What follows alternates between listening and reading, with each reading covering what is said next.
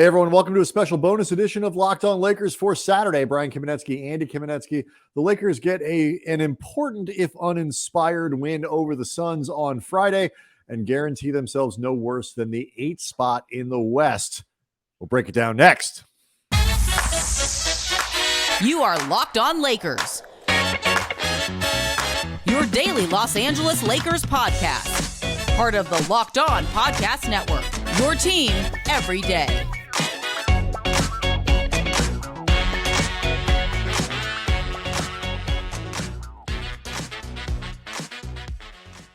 Thanks to everybody for making Locked On Lakers first listen of every day, Monday through Friday, and obviously on Saturdays sometimes as well.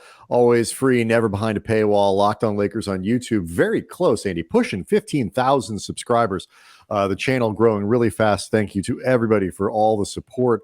Great place to interact with other Lakers fans, other NBA fans, and of course, interact with us and ask questions, leave comments. We'd love to use those things on the show. So, let's start with the positive stuff, the good news stuff out of Friday's 121-107 win over Phoenix, a Phoenix Suns team that was playing without Kevin Durant, without Devin Booker, without DeAndre Ayton, because they had locked up the 4 seed. Also, Brian, without Chris Paul and without TJ Warren. Oh, and yeah, for half of the game without Bismack Biyombo because he got hurt during the game. Hopefully, I forgot about CP3. That's not cool. I mean, I realize he's not what he used to be, but he's not worth forgetting entirely. So basically, everybody who makes the Suns, right, except for Josh Okogie, they beat the zombie Suns. Yes, and it wasn't a terribly inspired effort, but it got the job done. But before we get to the uninspired part of it, it is worth. And it is important to note the significance of this game. The Lakers, with the win, they clinched a winning record, which is something I think most people wouldn't have thought about, given that they started 2-10. Andy, it's been a minute since a team that started 2-10 finished the season with a winning record. Yeah, more accurately, this is per ESPN Stats and Info. The Lakers are the first team since the Nets and the Bulls during the 2004-2005 season to start off 2-10 or worse and finish with a winning record. To put in perspective how far back this is, those then New Jersey Nets, that was the Vince Carter, Jason Kidd, Richard Jefferson era. And for the Bulls, we're talking Kirk Heinrich, Chris Duhon, Eddie Curry, Tyson Chandler, Ben Gordon. So taking us back a minute. That is a little while ago. So there's that. And with the win, the Lakers clinch no worse than the 8th seed in the West. So they have earned the opportunity to win one game and get into the main draw. If they win on Sunday against Utah, and kind of a fun thing the NBA has been doing the last couple seasons, everybody plays and they all tip off at the same time. Now, granted, now the way things work, 3/4 of the players anybody cares about may not be playing, but the Lakers will be running their dudes out. If the Lakers win that game on Sunday against Utah, they are no worse than the 7 seed. So then they would host the game with the opportunity to get through into the main draw with one victory and one victory only. That game would be in Los Angeles. They still have an opportunity to move up. The Warriors won on Friday, but if the Lakers win and the Warriors lose on Sunday, the Warriors playing in Portland to a Portland team that might fill out that roster with people from the stands. I'm not sure. But if they happen to beat the Warriors and the Lakers win, the Lakers would bump up into the top 6. If the Clippers lose twice, they play Saturday and Sunday. If the Blazers happen to win, not if they beat the Blazers. Oh, right. If the Warriors lose to the Blazers, I should say. And yeah, I got it right the second time. If the Clippers, who play both Saturday and Sunday, lose both of those games and the Lakers win, the Lakers would jump over the Clippers because I looked it up. The Lakers do have to clear the Clippers. The Clippers do have the tiebreaker. I double checked that one. But anyway, so, I mean, in the broad grand scheme of things, this win on Friday does represent kind of a next to last step in a really remarkable and impressive turnaround for the Lakers since the trade deadline. It is absolutely worth noting that and acknowledging it, the distance this team has had to come to get where they are and have a winning record and a chance to get into the main draw with one win. Yeah, LeBron said after the game that he and AD were talking, and they were like, it blew their minds that they are going to finish this season with a winning record, given again that they started 2-10. LeBron was actually asked a question after the game by a reporter who said, "You started the season 2-9," and LeBron corrected him 2-10. I think he wanted to really, truly underscore exactly what they did. But right. LeBron is a guy who has been in the league 20 seasons. As we're going to talk about, this was a game where it shows, but he has seen a lot over those 20 years. So if you're still, if a situation is still capable of making LeBron go like, his head explode a little bit, then it's pretty remarkable. So yeah, we before getting into that, this was not a particularly inspiring win, despite it being by double digits. You should not lose sight of what they have managed to accomplish, the hole they have dug themselves out of. Even if they finish at worst as an 8th seed, it's remarkable. And by the way, they shouldn't, because the team that the Utah team, actually, if they're an 8th seed, a lot of what we're saying right now might be retracted. That's true. the Utah team that is the one that pushed them to overtime a couple days ago, they might actually be playing fewer people. Even like Kelly Olynyk is now sitting on Saturday, may not even play Sunday. Who knows if the Jazz are just at this point might just be it's getting real with stack up the proverbial ping pong balls. Yeah, it's getting real with the Wembanyama of it all. Yeah. So we'll see. But there's a good chance. But even that, on your home floor against the Jazz, even if it's the exact same group that ran them into overtime earlier in the week, no, you win that game. If you don't deserve to host the play-in game. So, all right, let's get to the bad stuff, because I mentioned and even forgot like half the Suns that weren't playing. This was not. Lakers ran away with it. They outscored Phoenix pretty decisively in the second half. The score 121-107 looks like a pretty solid and this was not a good game for the Lakers, particularly not a good game for offensively for Anthony Davis and LeBron, and just overall for LeBron, who was bad. He was bad. He played a really bad game. Yeah, he finished the night 6-19 from the floor for 16 points, 6 assists against 5 turnovers, 6 rebounds.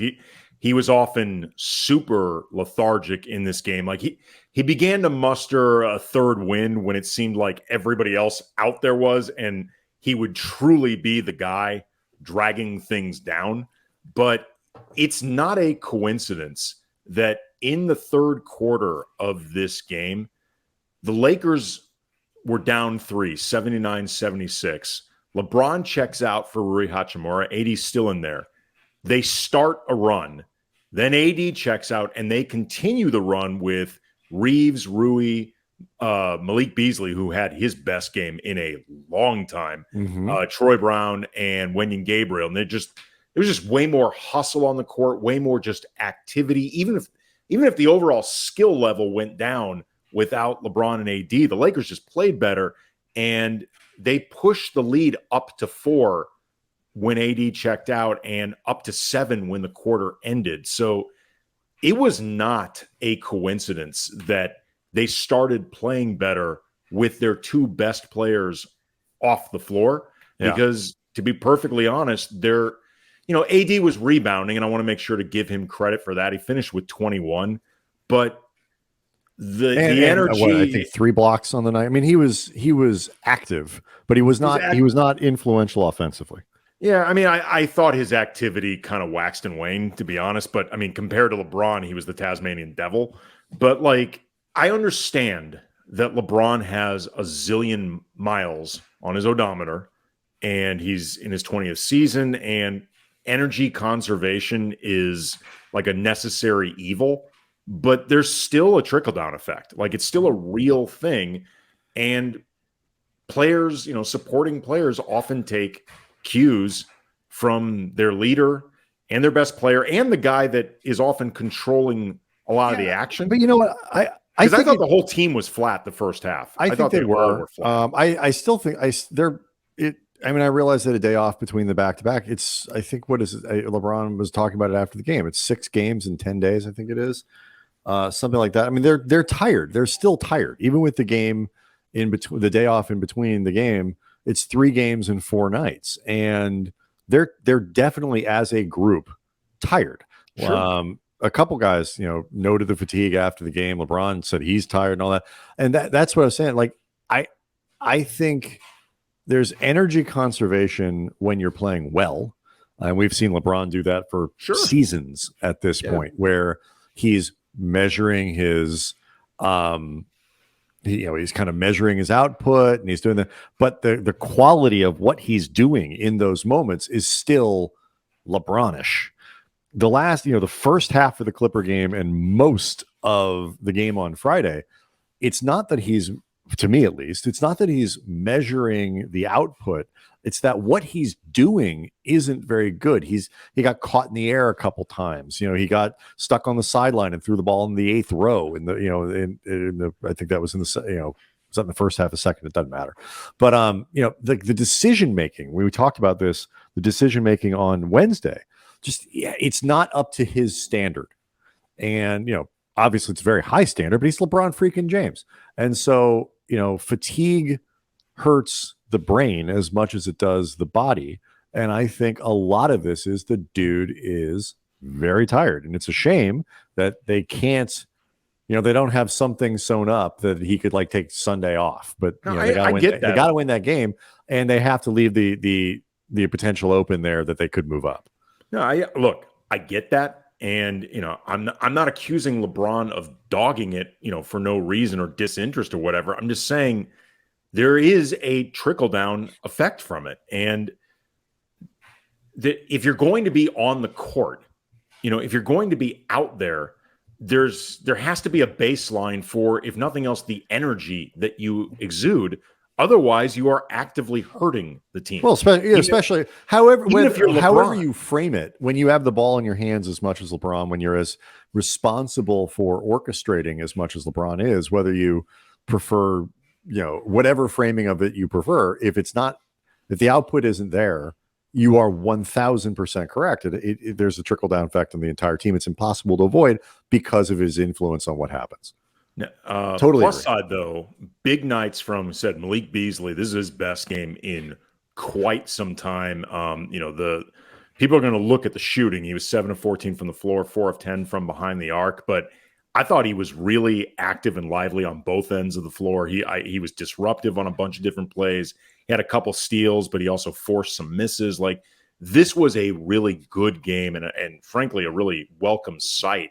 They needed him. I mean, they needed him. And it was funny. I was joking a couple, I think last week at some point, there might have been 10 days ago, Darvin was joking that, Malik has bailed us out of a bunch of games. He saved our butts, a few times. I was like, really? Really when? I think he was just looking into the future, because this actually was a night where if Malik doesn't shoot the way he does, if he doesn't provide that kind of scoring on a night where LeBron and AD were both not big factors on the offensive side of the ball, the Lakers could have found themselves in a deeper hole. It was up at 5, 6, 7, 8 points at different points in the first half, but never at a point where it was 12, 14, where Phoenix could maybe try to sit on it, whatever it was. And so Beasley was huge. At one point, LeBron and AD were the 4th and 5th leading scorers of this game, at a point where the Lakers were winning, by the way, in the second half. That's Austin Reaves, 9 of 13 from the floor, 3 of 5. They finished the game as the 4th and 5th leading. I mean, they finished. Oh, you're right. Way. Yeah, you know what? I did not check. At the end, and those guys all passed him up again. There was a point. Yeah, with D'Lo with his the 2 late threes, passed, and some other stuff. But anyway, thank you for updating that. I didn't go back and check. But D'Lo finished with 24 points, front loaded and back loaded with a couple threes that didn't necessarily matter at the end. But either way, the point being, Andy, they got a pretty comfortable win when it was all said and done, ugly as it was, on a night where Anthony Davis and LeBron James scored 30 points. And while that's disappointing and while that's against the Zombie Suns, it's still a sign of what this team is capable of, and the quality that is there now in the supporting cast that wasn't there before. I definitely think it's a sign of that. Yeah, I mean, you just hope that whenever the play-in begins for them, that they have the energy. The bigger one is Sunday, Lakers versus Jazz. If you cannot figure out a way to win that one against a Utah team that is barely running out NBA players at this point, and may not even be running out all the ones that were there earlier in the week when they pushed the Lakers to OT, then you just, like you said earlier in the show, Andy, don't deserve to be the 7 seed. We'll see what happens. I would be very surprised if the Clippers lost consecutive games. I would be very surprised if the Warriors lost on Sunday, but stranger things have happened. Take care of business, and the Lakers are in pretty good shape, all things considered. We, of course, will be back after the game on Sunday to get you ready for everything coming for the week ahead. But Andy, first, this. Locked On Lakers letting you know it's brought to you by Nissan, and I'm sure you're waiting to find out Nissan's most electric player of the week. It's brought to you by the all-new all-electric 2023 Nissan Ariya, and drum roll, the award goes to Austin Reaves. It's been an up and down week for the Lakers, but the most consistent player, or at the very least, the most consistently playing to his expected level, has been Austin Reaves. 18 points or more over the last 4 games, 5 or more assists in 3 of them. He's got a great combination of strength while absorbing contact, but smooth and elegant enough to finish the play. There's always a jolt of electricity whenever Reaves is on the court, and they certainly needed it tonight to power up and finish off the Zombie Suns. Not saying it should have taken that power, but hey, I'm just a guy doing a read.